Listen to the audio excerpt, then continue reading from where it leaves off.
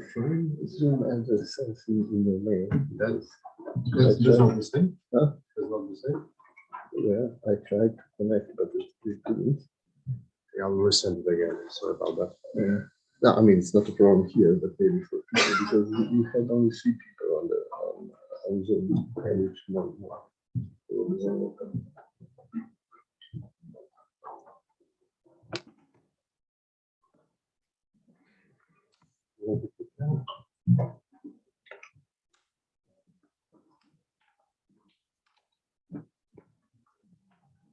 Just need to share the screen. Yeah, and I can see the clicker.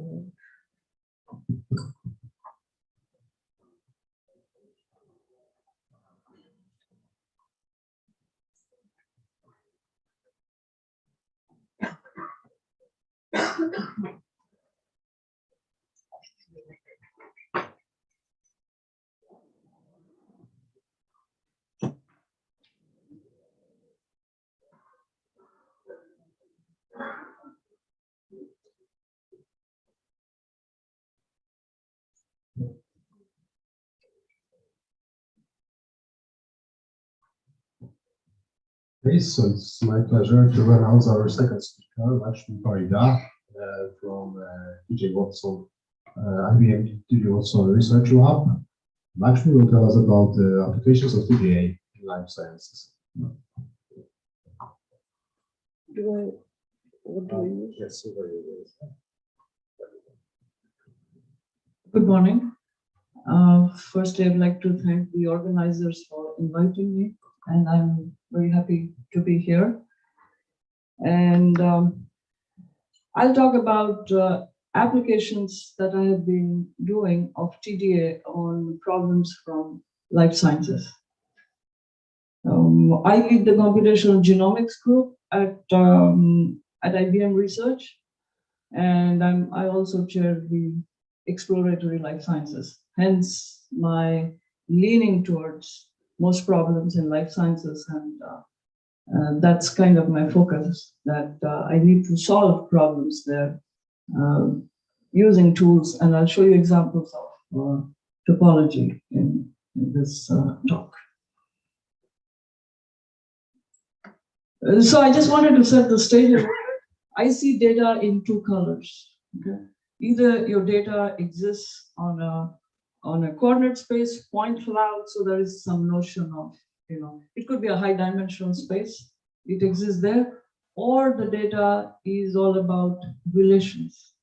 And so this is, I'm showing you a graph, but you can imagine you can have a hypergraph, and there's a relation between points or data that exists that I want to exploit. It is the second one that I'm going to be mostly talking about, that is residing in a relation space of your data, and then trying to answer questions in that space. And since I live on genomics is omics, and genomics can refer to DNA, but the omics family has expanded. Now you have expression values, you can have proteomics, you could have metabolomics, and we live in the world of omics. Okay, so, and that is the space I'll be sort of working on. And so this is the roadmap. So I want to talk about three omics sort of spaces. One on population genomics, one set on metagenomics, and one on what we call as phenomics. And I will take problems from each of these spaces, and I will give you a background to the problem and try to show you how we try to answer some questions in that omics space using topology or TDA, and where we believe that topology, in fact, gave us a better solution. So let me first start with population genomics. And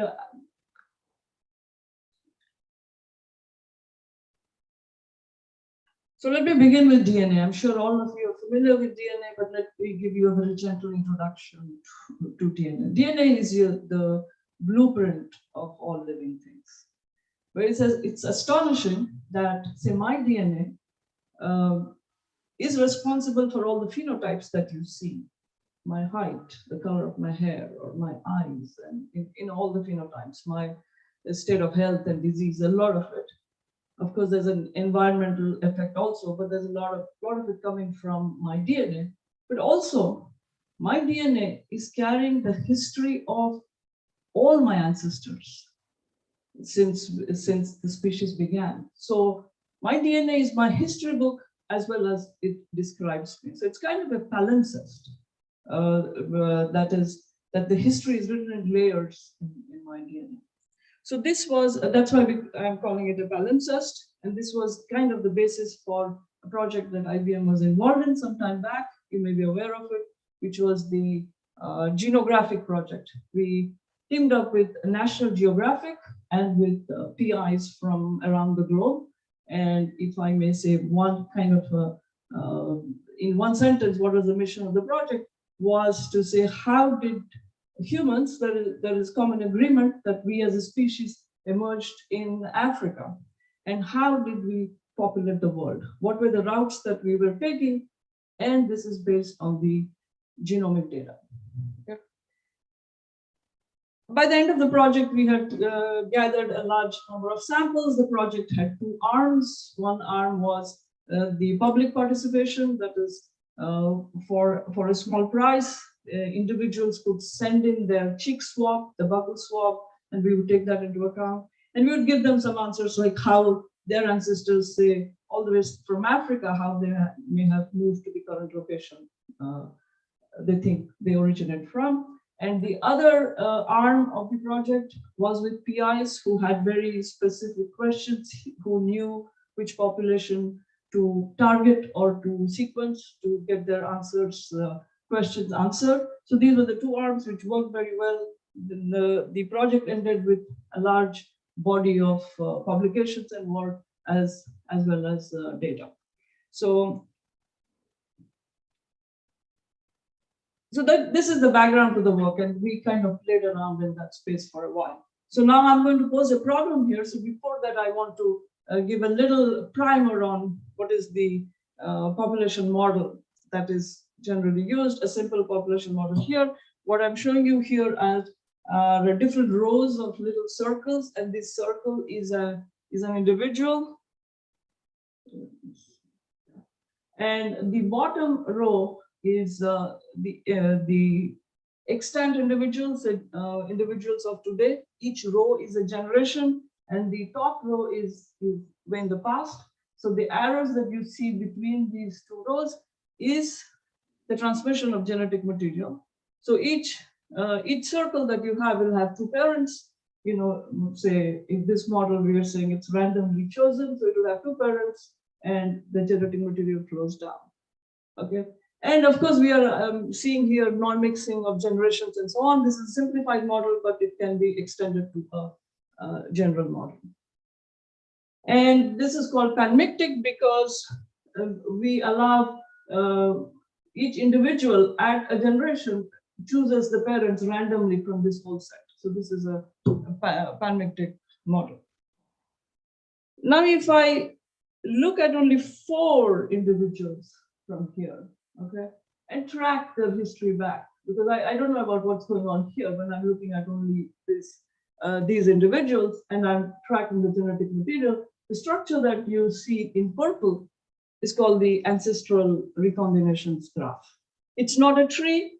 It's it's not a tree because we have 2 parents and there's a recombinations happen, right? So as a result, the structure that you get is not fully resolved, not complete, but this is the ancestral recombinations graph. I'll be talking about this ARG, or the ancestral recombinations graph, but I wanted you to understand what it is and where it comes from. That is when you take a few individuals from the current generation, from extant individuals, look at the DNA and try to retrodict the past.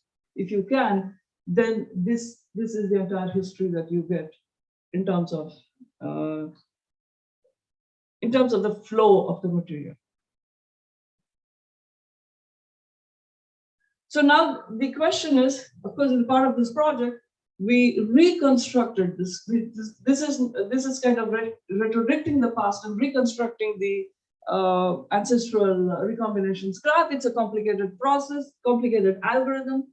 So as you can see, we go through different parts of it. First of all, we reconstruct some small arcs. I'll call them arcs. These are not trees, but these are little baby arcs, recombination arcs. Then we do a calibration process because this is real data and so on. So it goes through the rigor of the statistics calibration process, and eventually what we construct on the top here is your ancestral recombinations graph, the best you can do with the data that you have.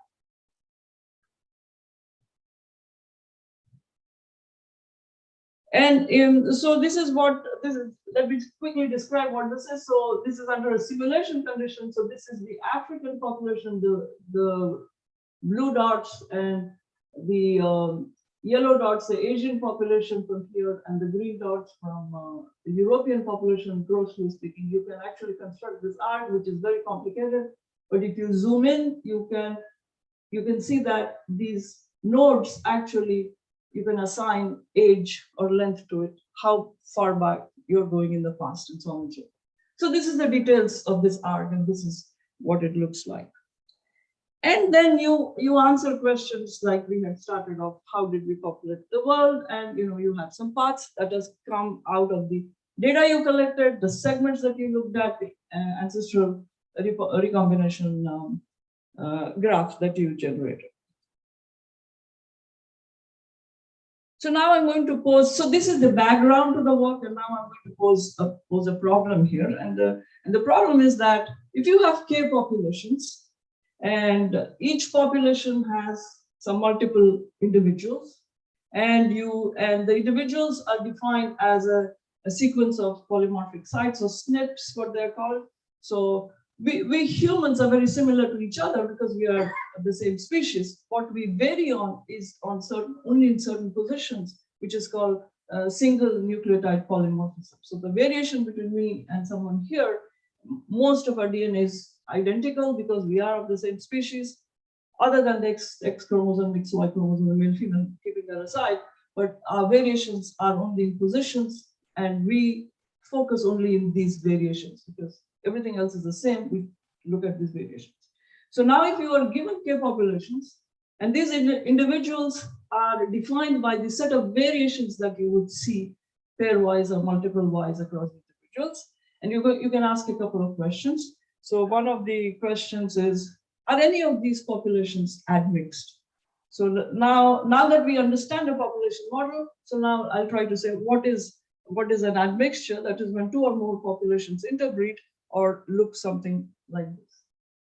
So you had a panmictic population here, you have another panmictic population here. Panmictic, so you can imagine that they are inheriting only from that entire population. So they have some kind of a molecular signature, you can imagine. That is, they have a signature of these SNP variations.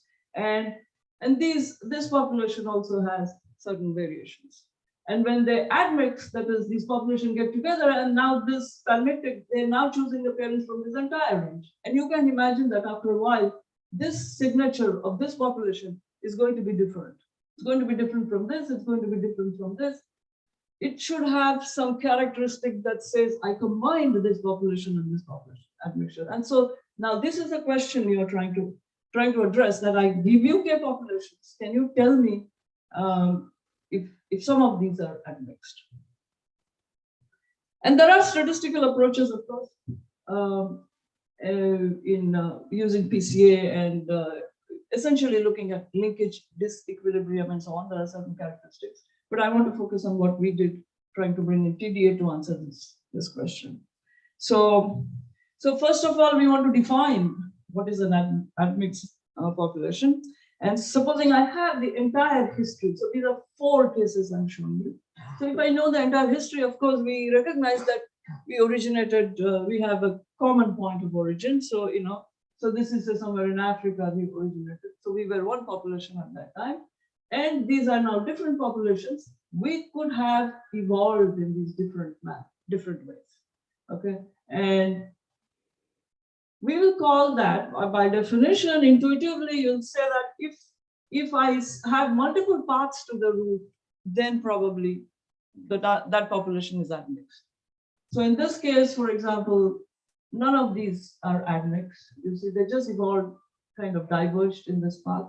Here, I would say that this is an admixed population because it has mixed part of this population with this population and so on. So this is an admixed population.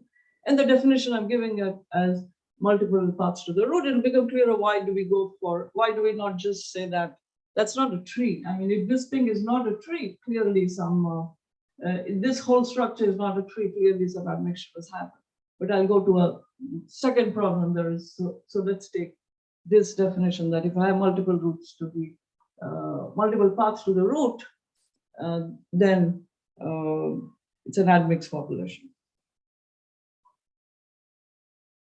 So we came across, so I wanted to solve this problem through using some other means other than looking at, there are methods or PCA and other things in statistics, which to me was an indirect way of answering the question. Very effective, it's very practical, very effective, very accepted in the community.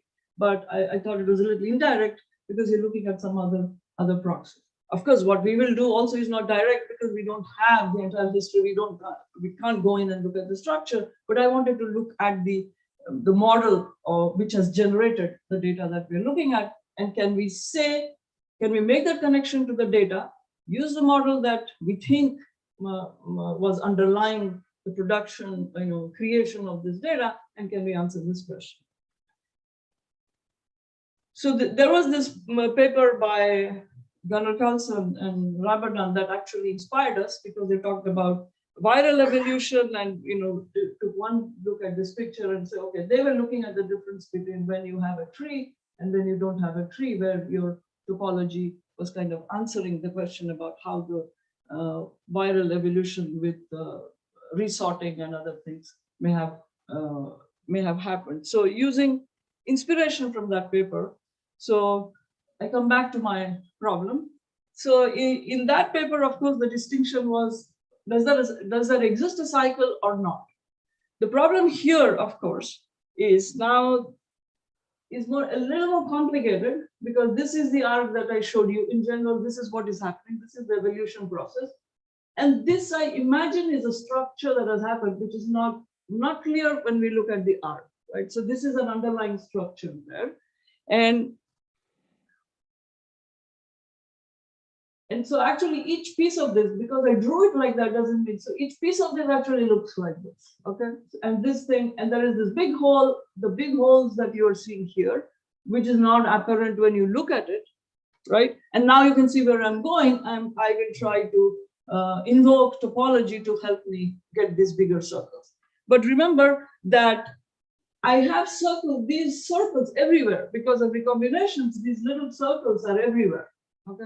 And this one, which intuitively let me call as the scaffolding of this, this is the RP and this is the scaffold of P prime, it has these big circles, okay? So there's big circles here.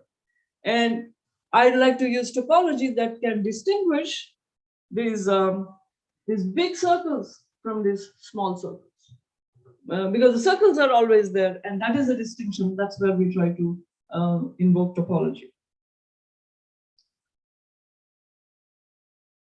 And we have this theorem which says that, in the theorem we are using M and M prime, or in the figure I'm showing you P and P prime. So M is for P and M prime is for P prime. So we say that we prove that for any persistent homology cycle in the Rips complex of M prime, that is the scaffold, there exists a unique persistent homology cycle in the Rips complex M, which is the arg itself. So this mapping actually suggests that we can possibly use topology to distinguish these cycles. The big cycle, may I say, from the smaller ones. The smaller ones are ubiquitous. And the next layer of approximation that we have to do is that we are given only leaf nodes of this, right? so we have to reconstruct this arc, okay, and then make this connection between separation of bigger circles from the smaller circles. So, and the other approximation we are going to say is that highly persistent homology, this actually is a fallout of the theorem. You can say that this is probably just the same as rewording of the theorem, is that highly persistent homology of the Vietoris rips of P, the arc P, is approximated by the persistent homology of the VR complex of the scaffold, which is P prime. And so you can either use the reconstructed arc now, or you can use again another layer of approximation, which is the distance matrix.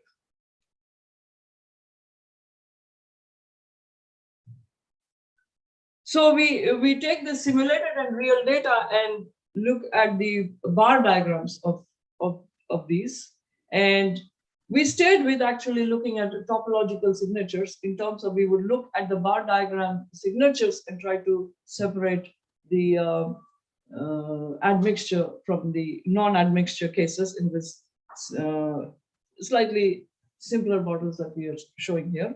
And the applications, one of the applications we had was in plant genomics, where we were looking at different varieties of avocados. And of course, the interest there is who are looking at genetic diversity. If they look at these things and they want to know, are some of these actually mixes or admixture of some of the other ones that we are seeing? And that's of interest to them when they are actually zeroing in on genetic diversity and so on. So we use this algorithm to actually check that we could say which were the varieties that were admixed from the other ones. Of course, here we knew the answer, so we could actually verify that the algorithm was doing correctly and was pulling out the admixture, admixed cultivars of avocado. So now I want to move on to the second problem that I have posed. So you want to know which are the admixed populations. So the first question was, are there any admixture populations? And you could do the signatures and figure out, given this set, you have some admixture or not. The second question you want to address is, who are they? And then this actually becomes sort of, oops.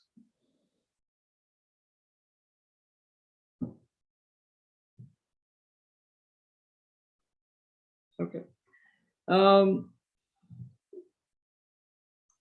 My pointer for some reason is not working, but that's fine. I can just talk to it.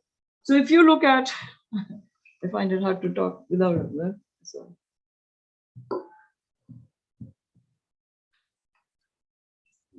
Go ahead. Yeah. So if you look at the second and the third case here, right? The middle two cases, and if I ask the question, which are the admixed populations? Thank you. I'm looking at only these two cases here, and I say, which are the admixed populations? I could ask that question, and I'll answer it myself. Okay, and see here only C is admixed, and here also only C is admixed. Okay, it looks like maybe D was admixed here, but actually D is not, although D is connected to this, and that's why we use this complicated definition here. So if D were to be admixed, this is what it would look like. So D here has a single path going up.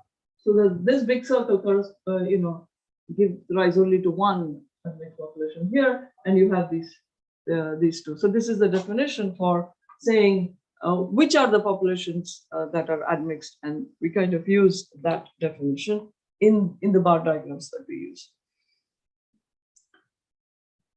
So here we use the notion, so we have this bars that we get, and we want to have a way of going back from the bars to the input that we get.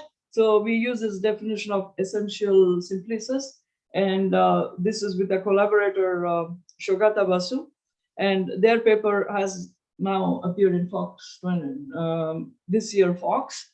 And there is a definition there which we had been working on, and we were actually using it even before. They have formalize the definition more.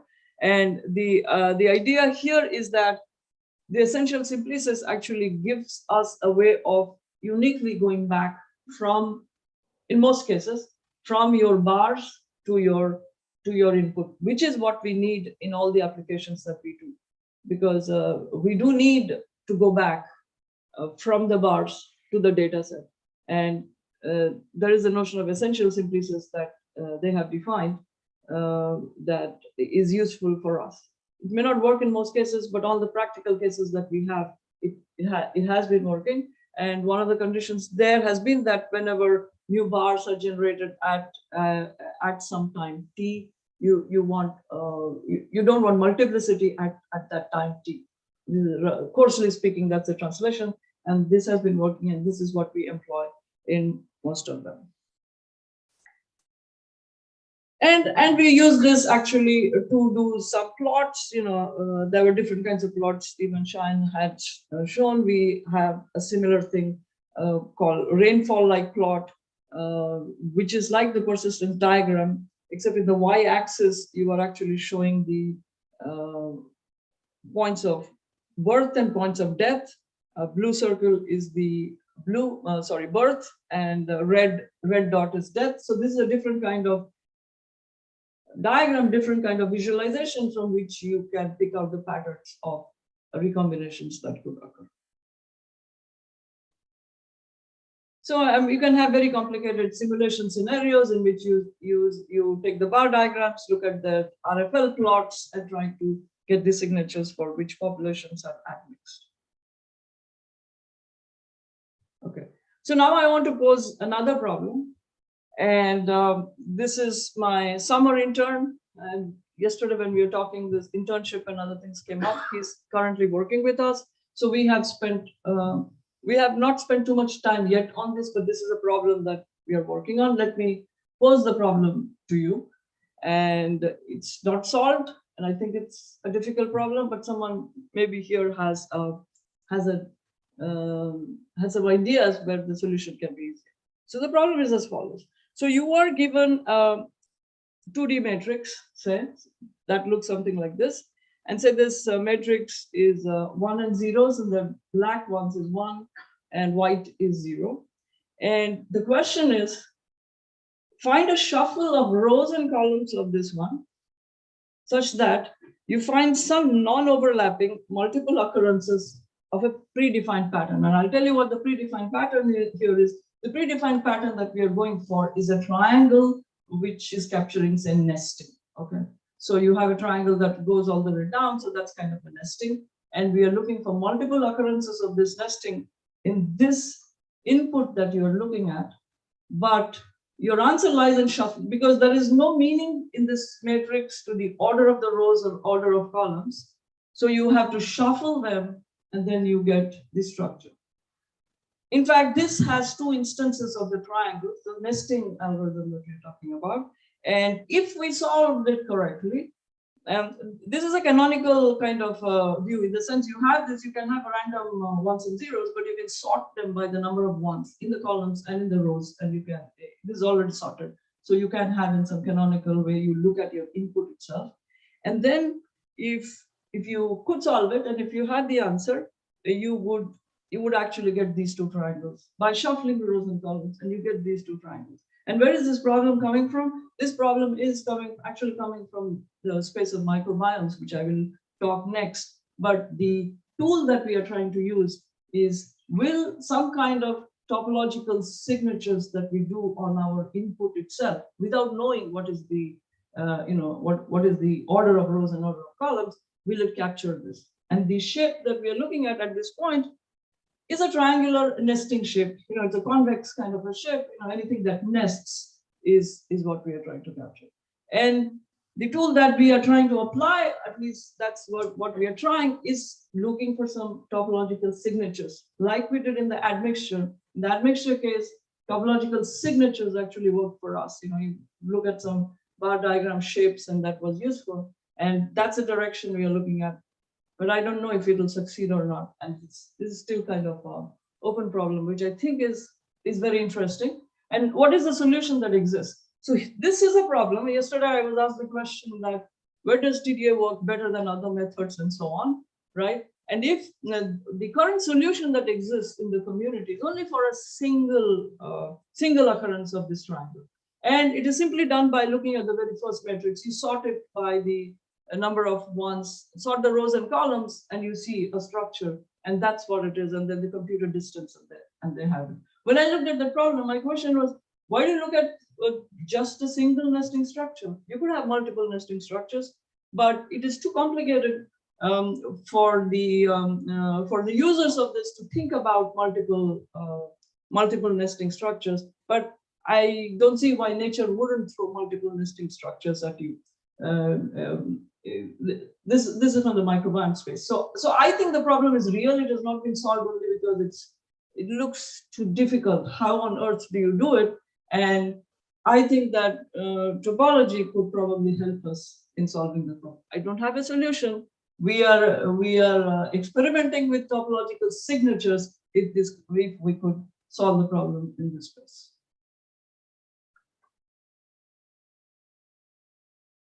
So with this, I will move on to the second omics I wanted to talk about, which is from the space of metagenomics.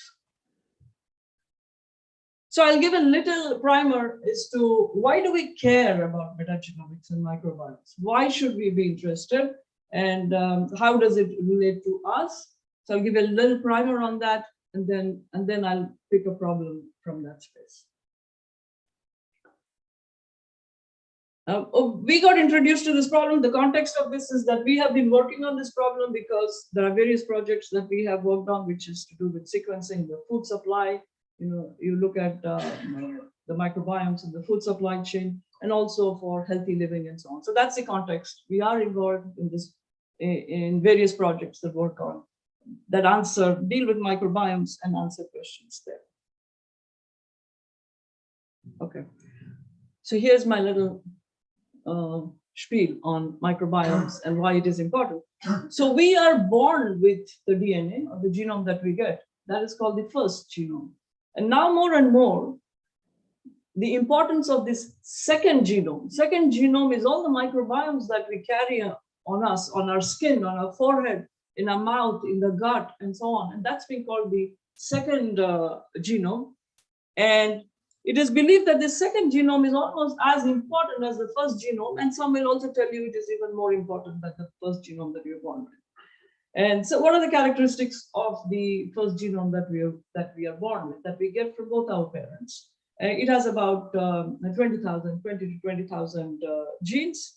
And the second genome we inherit basically from our mothers when we were born. And if not, it is acquired. Okay? And so this is kind of maternally inherited. The microbiome of the mother has a big role. It influences, but as you go through life, you could change this microbiome. The other interesting aspect of it is that the microbe, if you look at the number of genes that these microbes carry, it's 1 to 2 million genes, which far surpass the number of genes that you have inherited from your parents in your first genome. And the other argument that is made that this is even more important because you can influence these genes. You cannot influence the genes as much. You can't, let's say at this point, you can't influence the genes that you're born with, but you can change the genes that the microbes we carry have. And there has been a shift that this gut microbiome is a linchpin. There are a lot of results. So what is astonishing is in, say, maybe 10 years or 15 years ago, when we were looking at this, is that in the 20-year span, cancer deaths fell by double digits because we understood more and we could prevent cancer more. But while neurological deaths have increased by double digits, right? And there are, I'm just quoting here some results, some highlights of in this space. This notion of gut-brain axis, that is, germ-free animals have different gene expression in the amygdala in the brain. So the gene expression of germ-free, so this is animals, of course, can't do that to a human, So in animals, you're already seeing that the expression of genes in the brain is influenced by the microbiome in their gut. And there are neuroactive metabolites like serotonin, dopamine, etc., which are also produced by these. And when I talk about the third point, people always ask me, what is OCD in mice? But I'm sure researchers can see OCD mice, and they see that they have shown that lactobacillus is as effective as Prozac that controls OCD. These are animal studies, but these are indicating that what you carry in your gut has an influence on that. And so on and so forth. So the gut microbiome is almost called the linchpin because it's got the second liver and the second endocrine and plays an important role. And there is a shift in what we say that even as a human, am I just an isolated human with my first genome?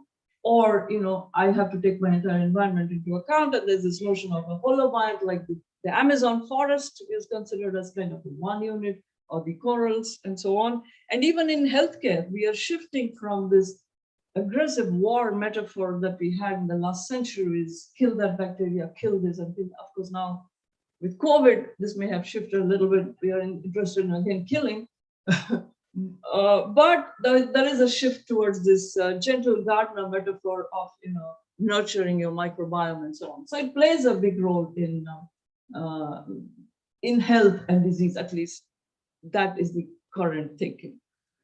So giving that context, I will yes. So I wanted to give you the other thing that we have worked even on sequencing the food supply chain, where there is the microbiome that you want to study in your food supply, and you can have microbiomes in the soil that affect the roots of trees and so on. So microbiome in general, this is not an exhaustive list of where microbiomes are used or studied, but you get the idea that it is fairly important.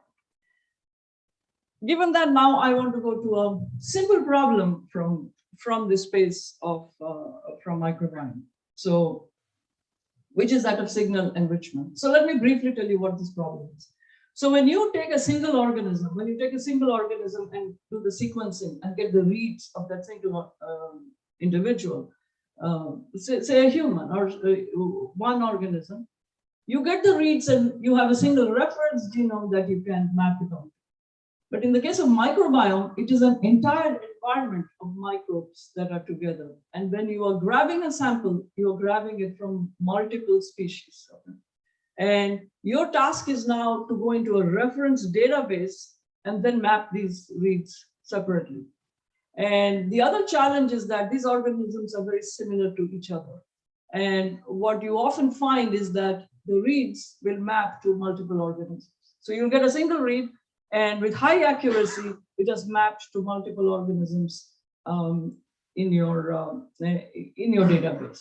Okay, and so there are different bioinformatics ways of trying to address this problem. You try to figure out which are the reads that map uniquely, and you say maybe that one exists there, and so on and so forth. But I wanted to look at this problem and say, can we use topology here to get an answer to this question? So let me pose this problem here again. So this is a signal enrichment problem, and this is what it looks like. So supposing you have three organisms, A, B, C. I show them as of the same length, but the problem is they're not of the same length. And that also contributes to the difficulty. They would be of different lengths, although I'm showing you here as their same length. And the reads, so you will have some reads, you can see some reads that map only to A, that map only to B, or that map only to C. And then there are reads which map to A and B, B and C, and so on. And there are some reads which map to all of these. And there is a natural Venn diagram that you can think of that your reads fall into these categories. And since these are reads and I want to use the genomic information that exists, I will also have a notion of each set of reads that mapped to, say, you have the reads that say mapped to A and B, but how much of A did it cover and how much of B did it cover? Okay, so there is a genomic coverage that also I take into account. So if I now look at my Venn diagram here, And then the numbers that I will see at the intersection of these, I will have, if there is SAB, that is, I'm looking at intersection of A and B, there are two numbers associated with this, which I'm calling as DABA and say DABB. That means these are two different depths that is mapped here. So the way I'm looking at this problem is that, of course, the Venn diagram is going to be much more complex, right? You have many organisms and so on. Now I want to say that if I only look at these intersections that are there, is there a holistic story that I'm getting about what are the organisms that are present or not present? And can I sort of use this information, and can I use topology here to help me solve this problem? So, of course, because in the intersection we have these two numbers, we resort to barycentric subdivision here, and we do the filtrations on this with this here. The definition how it is done is shown here, but it's kind of straightforward. So I'll probably not go into the details of that. And in the interest of time, I'll move forward. And the way we use this here is we do these bar diagrams, take the lengths of the bars, and do a formula that I'm showing you here of voting for each organism. We have, I had showed you before that we could go back from the bars to the organisms. So each organism gets some kind of a score. And then the signal enrichment problem, you sort these by the scores that you get. And then you see in the top of the list should be your true positives. Bottom of the list should be your true negatives, and of course there's a spectrum, and you want to see whether your top of your list is getting enriched for the organisms, for the true positives or not. And we actually show with some simulated data, because we know what the results are, and we do see this enrichment happening as we wanted it to, in most cases. So I had a question that in my mind that we are using a very complicated machinery of doing the the barycentric subdivision, do the filtration, pull out the bars, and so on. Can I get the same answer with less information? And so what I mean by less information is that I don't care about the genome coverage. The genome coverage is where it took us in the barycentric subdivision direction, because we could not use we'll use a check complex, as you can see here. So what I will do here is that I will ignore how much it covers. I don't care the size of the reads. I don't care how much it covers. I will simply go by the number of the reads. So here is an example I'm showing you here of four organisms, and you can see these numbers that you see in the Venn diagram here, and we'll use only that number.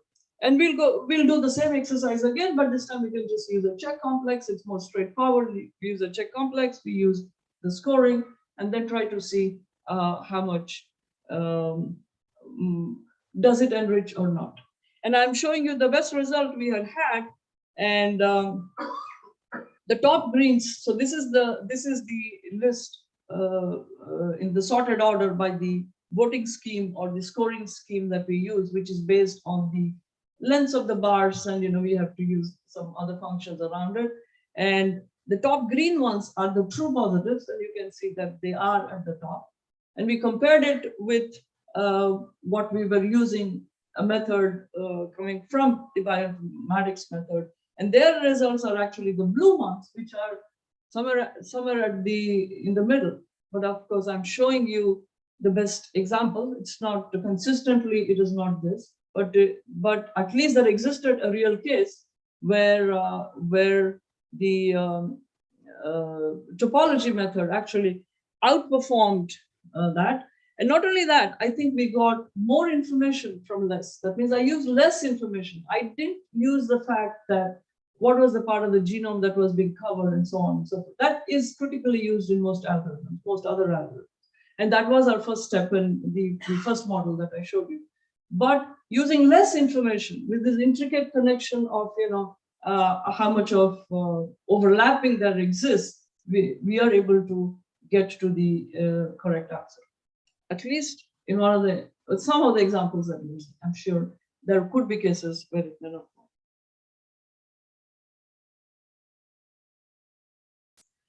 So the final omics that I want to talk about is in the space of phenomics.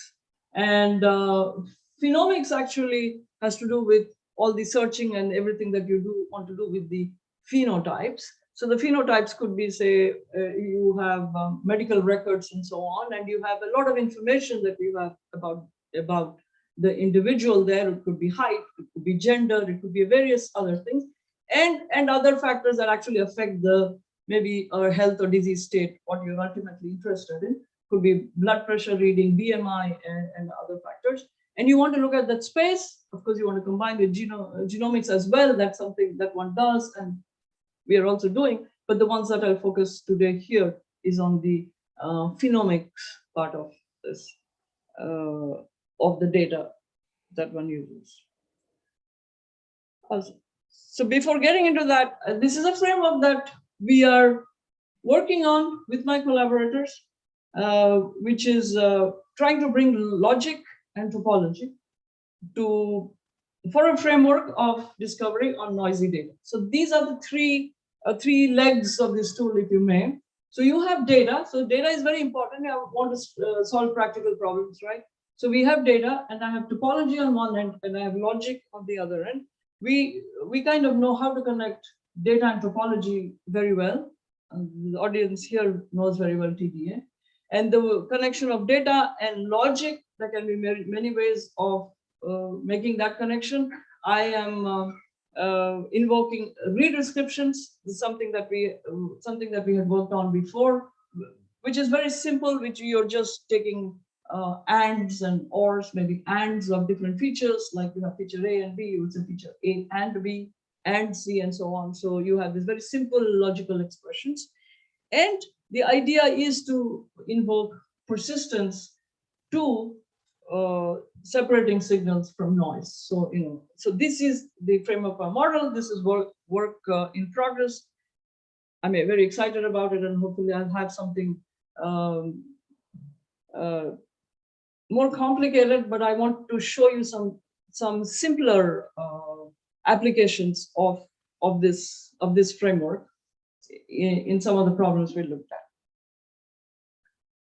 So you may actually recognize this figure that came out during COVID-19, and we were gradually, as we were all collectively learning about this disease, we realized that patients or individuals affected with COVID-19 had multiple symptoms. And there was this very catchy picture in Nature, which talked about six symptoms and how different people have different combinations of these symptoms.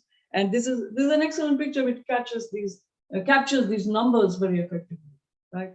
And so when I looked at this figure, I said, is there more information about that we can garner from what we are looking at, which is not obvious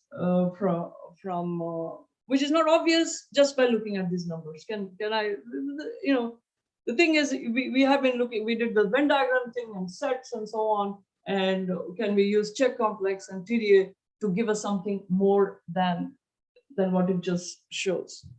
So I had a summer intern again last year, I think, during the COVID time, and I got her to look at this data and to use redescriptions and see for us to produce hypothesis or produce some knowledge that we think is embedded in this data.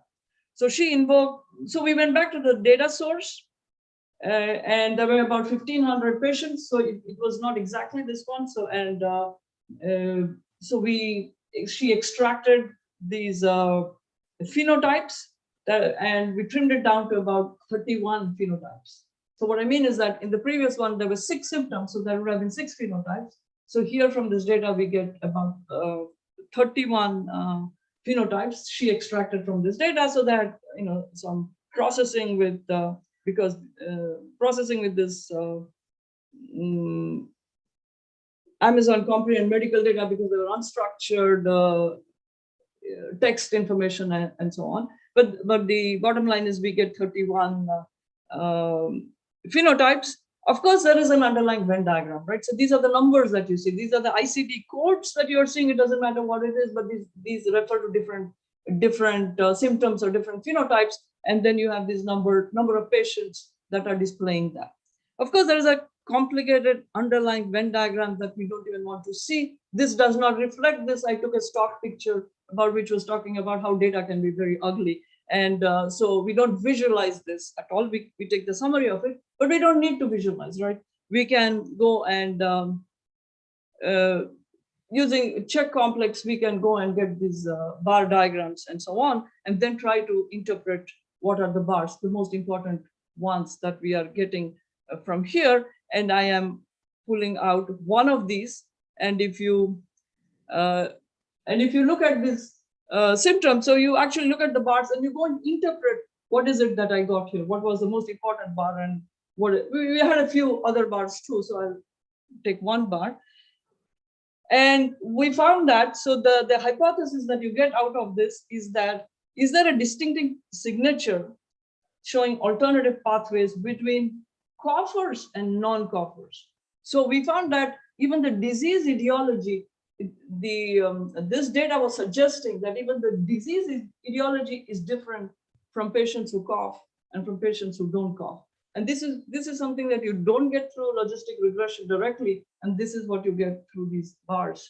And then when you interpret these, there were some other hypotheses also. These are top kind of hypotheses that we were getting from this exercise. So we did a similar exercise with the UK Biobank data, and this time we are looking at severe COVID.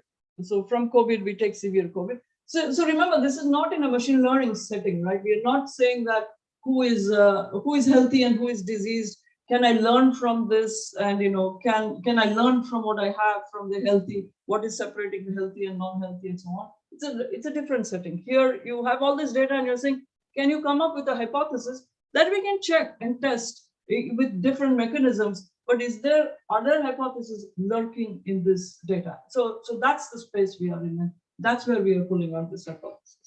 So here we did a similar exercise with UK Biobank data. We took 16 labels, hand curated labels, like we had 31 in the previous one, and we go through this similar exercise here, and we pull out some hypotheses. And one of these interesting hypotheses that we have here is that being obese doesn't make the impact of diabetes on COVID any more than without.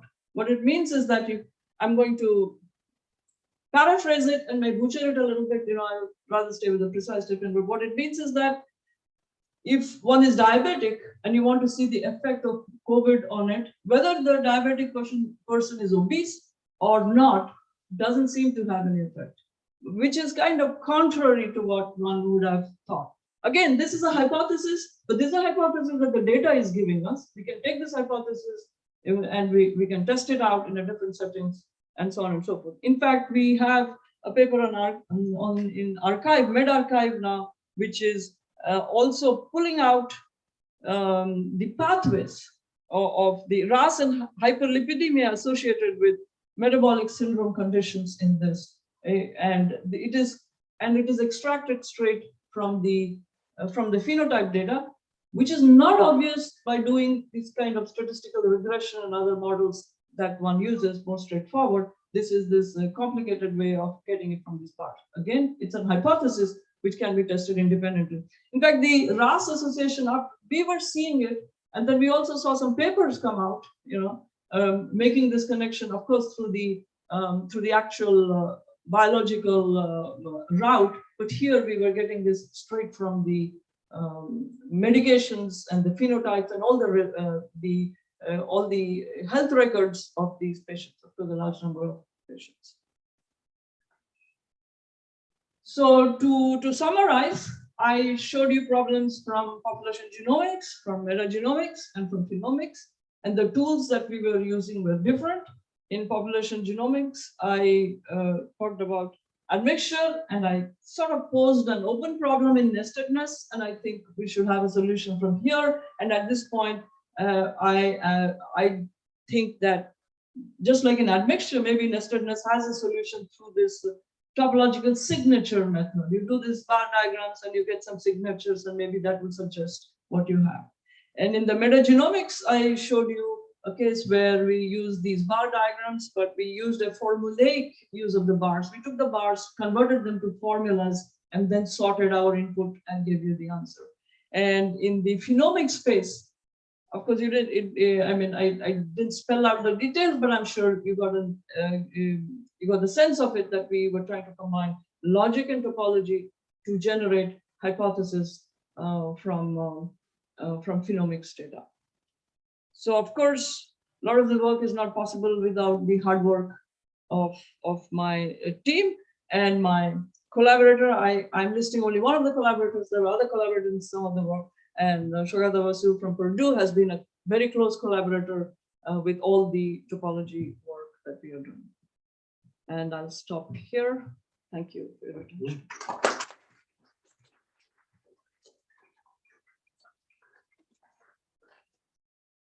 Questions for our lecture?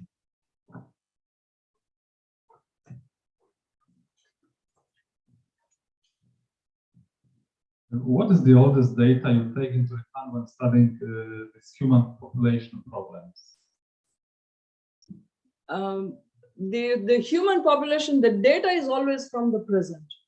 Okay, so you make some simulations from this data, right? Based on the question that we are, right. So one was the Arg reconstruction. So we try to retrodict the past so that the phylogeny construction, like Shine was mentioning in a different context, it is the phylogeny construction which tells you what may have happened in the past. And so the data that we have been dealing with is always extant population, current living population. And we take that data and try to say what may have happened in the past. Okay, thank you. Other questions?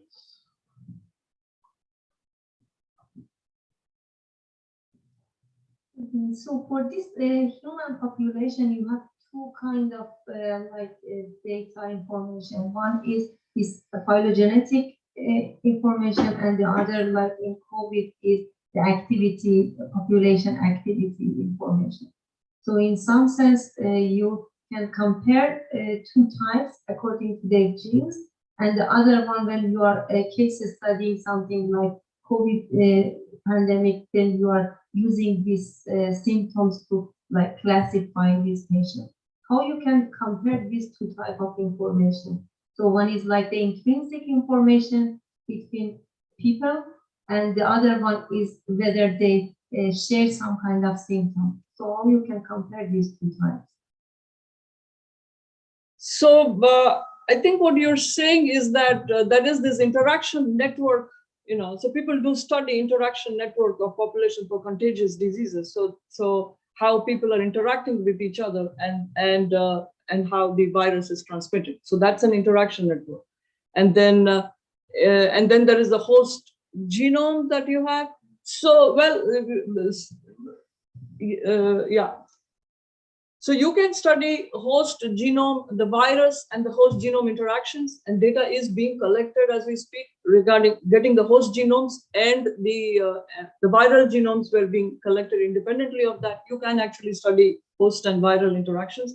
And there are a few papers already talking about it, but the data is not rich in terms of having the host genome information as well as the viral information. And the network transmission is more in the transmission of the disease, and this contact network is more in the space of epidemiology, and epidemiologists are studying these networks. Computer science is having a big influence on that because they can deal with these large networks and how to model them and how to start making epidemiological kind of predictions, the curves that you used to see.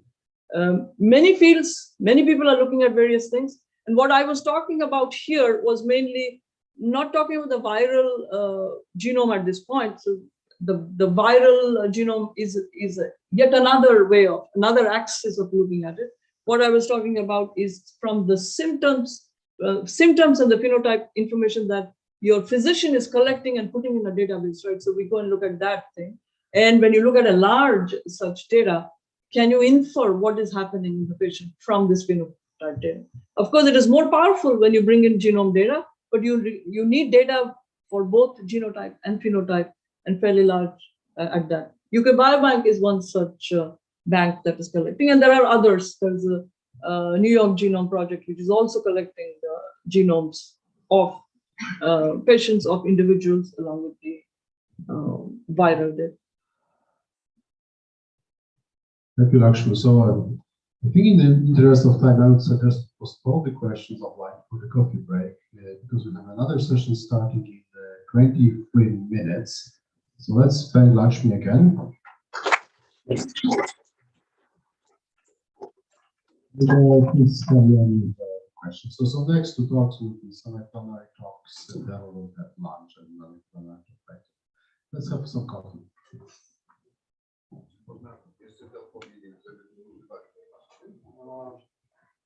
That was a great job. So for the last part, Okay, so there is one quick request. We'll have main coffee by the reception desk, and then there is also a coffee machine, but it's mostly dedicated for the speakers. So don't queue by the coffee machine at the entrance.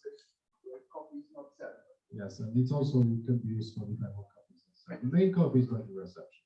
Please go ahead over there. Okay, sorry. And let me also put on this. for the third part, actually,